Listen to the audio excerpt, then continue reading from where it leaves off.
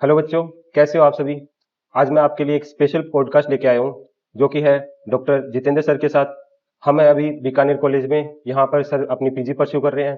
यहाँ पर सर से हम वेटनरी के रिलेटेड जो भी डाउट रहते हैं बच्चों के वो डिस्कस करने वाले हैं। सर आपको डिटेल में बताएंगे कि वेटनरी के स्कोप क्या है, क्या फ्यूचर स्कोप्स हैं, गवर्नमेंट अपॉर्चुनिटीज क्या हैं, और वेटनरी के बारे में सर आपको बेहतर बता पाएंगे जो भी चीज़ें। Hello sir. नमस्कार सभी को। मेरा नाम डॉक्टर जितेंद्र सिंह विक्का है। मैं अभी पीजी कर रहा हूँ, पीजी स्कॉलर हूँ animal reproduction and gynaecology and obstetrics में। अभी प्रथम वर्ष में, फर्स्ट ईयर में। तो आप सभी की जो भी क्वेरीज है, मैं उसका जितना मेरे को नॉलेज है उतना समाधान करने की कोशिश करूँगा। तो डॉक्टर साहब, जैसे कि अभी बच्चे को सबसे बड़ा क्वेश्चन ये रहता है कि बच्चे हमेशा कंफ्यूज रहते हैं इस चीज को लेके कि हम बीडीएस करें या बीएमएस करें या वेटनरी करें। तो डॉक्टर साहब, आपका क्या ओपिनियन है इस बात पे। जैसे मेरा मानना ऐसे है कि पहले तो चॉइस है और आपका स्किल्स किसमें है, किसमें आपकी चॉइस, उसके हिसाब से करना चाहिए। और अगर आज के हिसाब से देखें कि मतलब बेटर क्या हो, हर आदमी अपने लिए जो बेटर चॉइस चाहता है, हाँ तो डॉक्टर। उसमें वेटनरी एक अच्छा स्कोप इसलिए है क्योंकि अभी इसमें जो पॉपुलेशन डेंसिटी वो इतनी नहीं है। हाँ। इसमें अभी बहुत सी जगह ऐसी है खाली पड़ी है कि जहाँ बहुत संभावनाएं हैं, जहाँ लोग पहुंचे नहीं है अभी, तो मतलब इसमें एक वैक्यूम है अभी।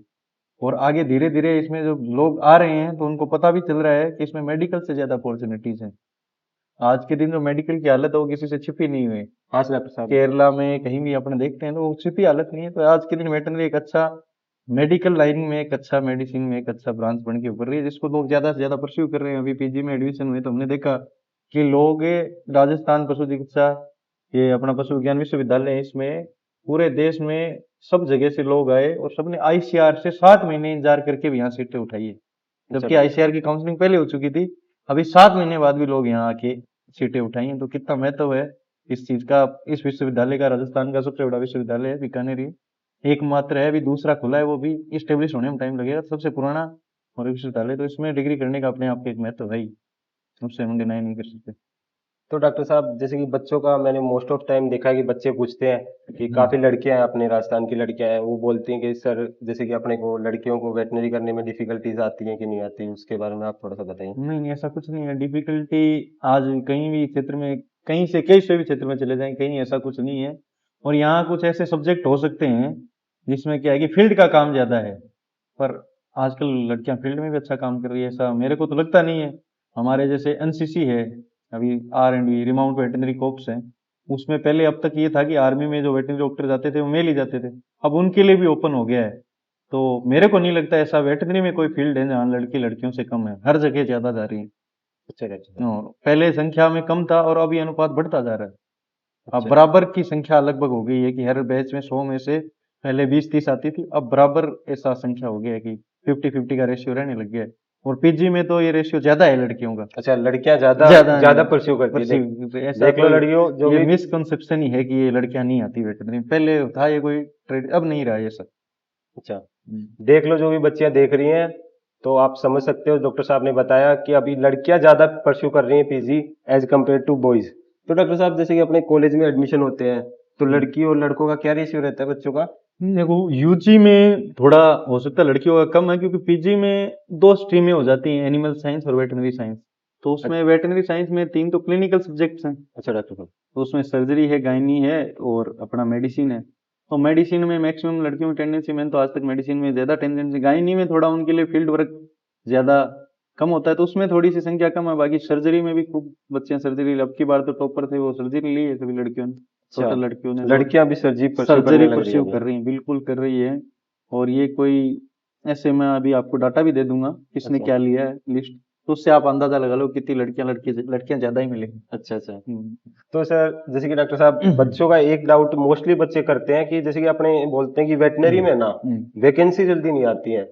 तो इस पे आपका क्या सजेशन है कि बच्चे क्या कहते हैं कि जैसे कि वेटनरी चॉइस करने की रहता है बच्चों को, लेकिन वो बोलते हैं कि 5 7 7 साल इतना टाइम लग जाता है। ऐसा है ये कि भर्ती में थोड़ा सा डिले है, अच्छा। ये मानना चाहिए हमें। क्योंकि डिले ऐसे है कि जो भर्ती पहले आई थी वो क्लियर होने में 2-3 साल लग जाते हैं। ये कैसा डिले यहीं से होता है अच्छा। कि पहला बैच है वो, उस बैच केस लगा देता है, हम्म। वो फिर वो भर्ती लंबी प्रक्रिया होने में टाइम लगता है, तो उसके कारण डिले होता है ये। अच्छा डॉक्टर साहब। और अब जो चल रहा है जिस प्रकार से हॉस्पिटल बन रहे हैं ब्लॉक स्तर पे, जितना जोराराम जी को देख रहा हूँ मैं अभी, पशुपालन मंत्री हैं, अच्छा ये नंबर ऑफ वैकेंसी बढ़ेंगी। अच्छा, आने वाले टाइम में क्योंकि मानव के जो जितने खुलने थे खुल लिए, हाँ सर। पशुओं के तो अभी बहुत ज्यादा खुलने बाकी हैं, हॉस्पिटल खोलने बाकी हैं, कॉलेज खुलने बाकी हैं, सब चीज। और तो वैकेंसी तो अभी 1100 की पूर्ति हुई, तो उसमें आप लोग देख लेना 3500 ने शायद कुछ एग्जाम दिया था, 2200 का अभी वो डॉक्यूमेंट वेरिफिकेशन के लिए बुलाया है। तो कंपटीशन की हालत तो ये है कि एक सीट पे दूसरा उम्मीदवार ही नहीं है। अच्छा डॉक्टर साहब। 1100 की जो भर्ती हुई इसमें दूसरा उम्मीदवार नहीं मिल रहा। हाँ डॉक्टर साहब, ये जैसे कि अपनी अभी आप सभी को जैसे कि पता होगा, मैंने भी काफी बार वीडियो में बोला है, अपने राजस्थान में जैसे कि इस बार है ना 2800 पदों पे भर्ती हुई थी। 1100 2800 बच्चों ने अप्लाई किया था, जैसे 1100 पदों पे भर्ती हुई थी। 2803 जा रही थी लोगों ने अप्लाई किया। तो 3000 के समथिंग लोगों ने अप्लाई किया था, 1100 पदे पे वैकेंसी थी।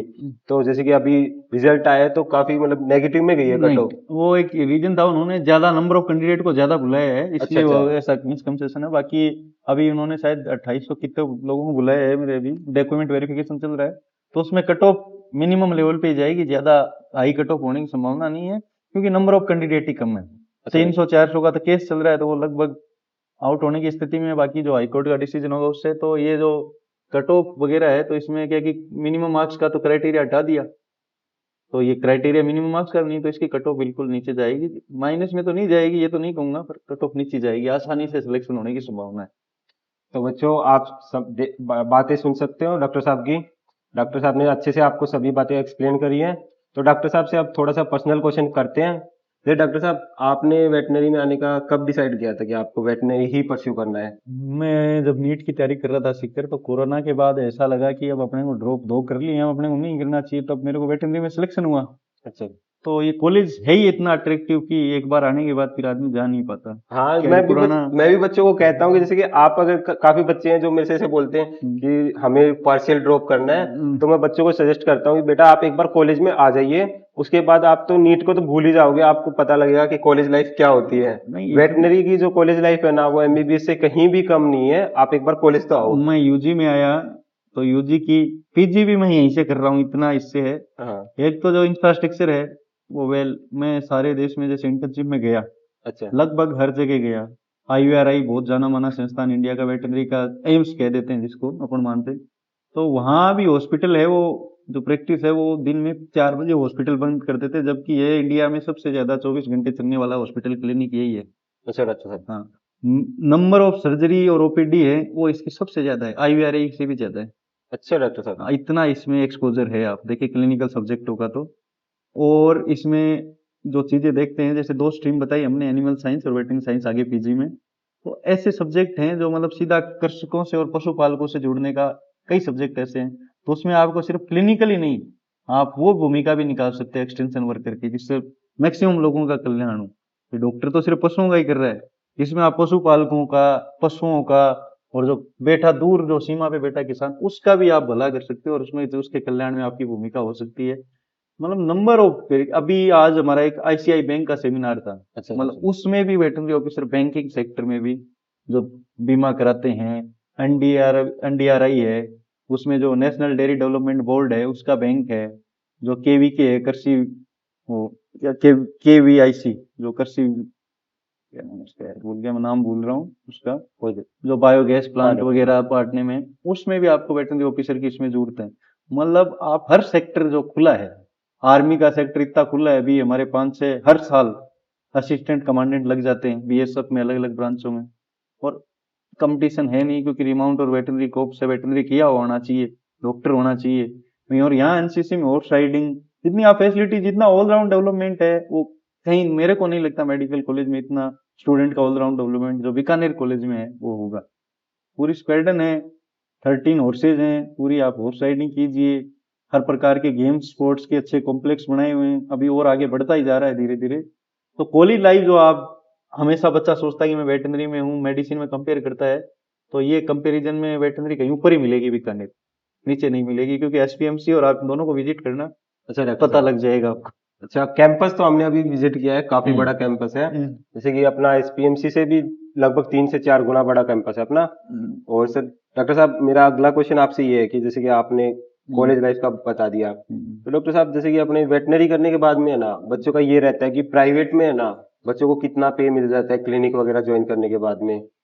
अभी जैसे रिसेंट, हाँ बताइए कुछ। जैसे डॉक्टर साहब अपने आपके भी नोन फ्रेंड हैं जो कि अपने डॉक्टर गौरव सर हैं हम्म, और डॉक्टर महिला सर हैं, हम्म। तो उनसे आपकी बातें होती रहती है, तो आप उसके अकॉर्डिंग बता सकते हो। देखिए बेसिक जो पे है यहाँ पे, वो अगर हम टीचिंग एसोसिएट का देखें, जो संविदा कर्मी भी होता है ना यहाँ जो लगता है, हाँ। उसका मेडिकल से ज्यादा है। अच्छा सर। इंटर्नशिप का स्टाइपेंड मेडिकल से ज्यादा है। अच्छा सर। हाँ, वो नंबर कितना है, 1000 है, 2000 है, 3000 वो है। जबकि संविदा पे जो लगते हैं यहाँ, उनको भी 56,000 के करीब पैसे देते हैं। अच्छा अच्छा। और प्राइवेट जॉब में तो आपके स्किल्स के आधार पे हैं। जैसे अभी 1-2 के प्लेसमेंट हुए हैं जगह जगह। यहाँ पर भी कैंप ऑन कैंपस भी प्लेसमेंट खूब हुए हैं। डेयरी में 70,000 रुपए में डेयरी सेक्टर के चल रहे हैं, पोल्ट्री में चल रहे हैं।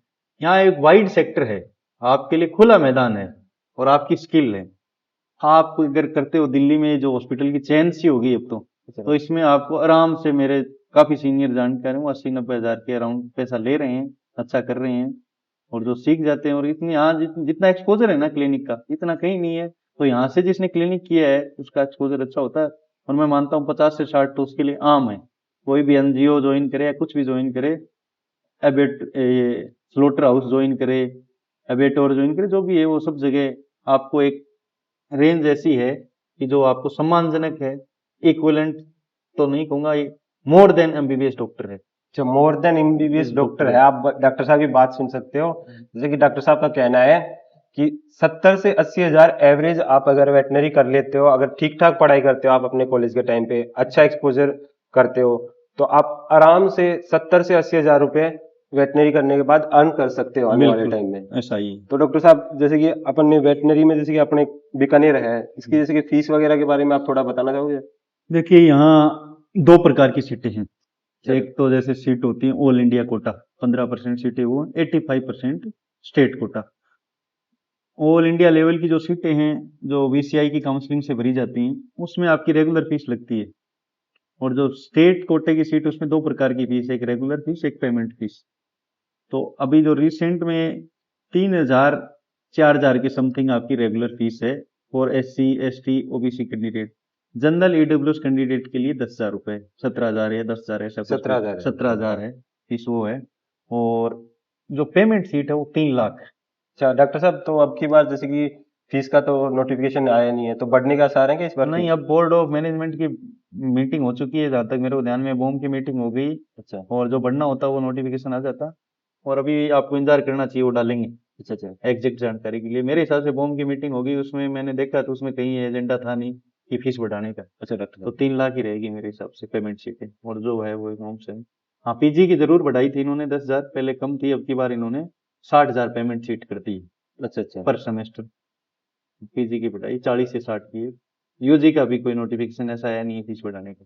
अच्छा डॉक्टर साहब, हम्म, तो डॉक्टर साहब जैसे कि अपन बात करें वेटनरी वाले बच्चे हैं ना, हम्म, वो हमेशा ये एक क्वेश्चन लेके चलते हैं कि जैसे कि वेटनरी में हम वेटनरी ऑप्ट कर लेंगे, हम्म, उसके बाद में जैसे कि वेटनरी ऑप्ट करने के बाद जॉब की अपॉर्चुनिटीज के बारे में अपन ने डिस्कस कर लिया, हम्म, उसके बाद अपन ने कॉलेज की फीस के बारे में भी डिस्कशन कर लिया, और हम्म, उसके बाद में गवर्नमेंट अपॉर्चुनिटीज के बारे में भी डिस्कशन कर लिया। अब बच्चों का मेन क्वेश्चन ये होता है कि जैसे कि अपने, जैसे अपन सामाजिक इंसान है, समाज में रहते हैं, तो ये बच्चों को हमेशा डाउट रहता है कि सर ये जैसे कि सोशल रिस्पेक्ट का थोड़ा सा मतलब इशू रहता है कि ये मतलब वो चीजें आप आपके अकॉर्डिंग इम्प्रूव हो रही है समय के साथ, या चीजें वैसे ही चल रही हैं? इम्प्रूव नहीं होगी तो करनी पड़ेगी लोगों को। अच्छा डॉक्टर साहब। क्योंकि पहले जब इसे फैमिली मेंबर नहीं समझते थे, जानवर को जानवर समझते थे। हाँ। आज मैं ऐसे केसेस देखता हूँ कई बार कि रात को 12-12 बजे, 1-1 बजे लोग अपने कुत्ते को, डॉग को, बिल्ली को, कैट को, इनको लेके आते हैं। अपने जानवरों से उनको इतना, कंपेनियन एनिमल को इतना उनको स्टेज है कि वो उनको फैमिली मेंबर मानते हैं। और वो हर स्थिति में वो पैसा खर्च करने के लिए तैयार हैं। वो उनको बेटर से बेटर फैसिलिटीज, आज कई लोगों ने पेट क्लिनिक खोल रखे हैं, पेट के एक्सेसरीज के खोल रखे हैं। तो उनका जो खाने का है, पीने का, उसके भी एक वाइड रेंज आ गई है, अब हर चीज प्रकार के, अलग अलग प्रकार के। तो वो कहीं आपके कम नहीं है, लोग उन्हें बच्चों की तरह पाल रहे हैं। सही बात तो है डॉक्टर उनकी साहब। नजर में आपकी वही रिस्पेक्ट है जो आपकी रिस्पेक्ट है। ग्रामीण भारत अभी थोड़ा सा हो सकता है, गांव में कह देते हैं मजाक के लिए, जैसे आप सुनते हैं डांडो का डॉक्टर है, हाँ, ढांडो का उनका डॉक्टर डॉक्टर है, है। ऐसे वो चीजें चलती है। पर धीरे धीरे मेरे को लगता है जो रिस्पेक्ट बाहर अपन जाते हैं, जो मेट्रो सिटीज है उनमें आपकी कोई रिस्पेक्ट का फर्क नहीं, और अल्टीमेटली आपको ज्यादा रिस्पेक्ट और करते हैं कि आप जानवरों का ट्रीटमेंट करते हैं, बेजुबानों का ट्रीटमेंट करते हैं। और जो सेंसिबल लोग होते हैं वो इस बात को समझते हैं कि हम, हमारे जो साथी हैं जो ट्रीटमेंट करते हैं, कैसे ट्रीटमेंट करते हैं और किन हालातों में ट्रीटमेंट करते हैं, और कैसे उसकी सक्सेस रेट लानी है, डायग्नोसिस कैसे करना है, ये बहुत डिफिकल्ट है। यहाँ जो सुविधाएं अभी इतनी डेवलप नहीं हुई, यहाँ अभी बहुत स्कोप है। अभी लोग किट, अभी थोड़े दिन पहले ही बात चल रही थी कि कोई मेस्टाइटिस की किट डेवलप हुई है, तो यहाँ वो डेवलप हुई, वो इंजीनियर साइड से डेवलप हुई है। अभी वेटनरी में लोगों का, काफी साइंटिस्टों का स्कोप खाली है कि बहुत सी चीजें डेवलप करनी बाकी हैं, तो इसलिए लोगों की बहुत ज्यादा जरूरत है यहाँ, साइंटिफिक टेम्पर वाले लोगों की। जैसे कोरोना की वैक्सीन बनी, वो भी वेटरनरी ने बनाई, तो मतलब टेम्पर अभी है तो लोग ज्यादा आएंगे, ज्यादा जुड़ेंगे, तो हर अपॉर्चुनिटी खाली है यहाँ। अभी बहुत सी चीजें, ऐसा सेक्टर वाइड सेक्टर है, हर प्रकार से काम करने वाले लोगों की जरूरत है, मैनेजर की जरूरत है, आपको हर चीज बायर सेलर की जरूरत है। मतलब सिर्फ आपको डॉक्टर नहीं, वेटरनरी सेक्टर बहुत बड़ा सेक्टर है, इसमें हर प्रकार का व्यक्ति जिसकी स्किल है ना, वो हर प्रकार का व्यक्ति इस प्रोफेशन में एडजस्ट हो सकता है। ये बहुत वाइड प्रोफेशन है, इसको छोटा नहीं कर सकते हम।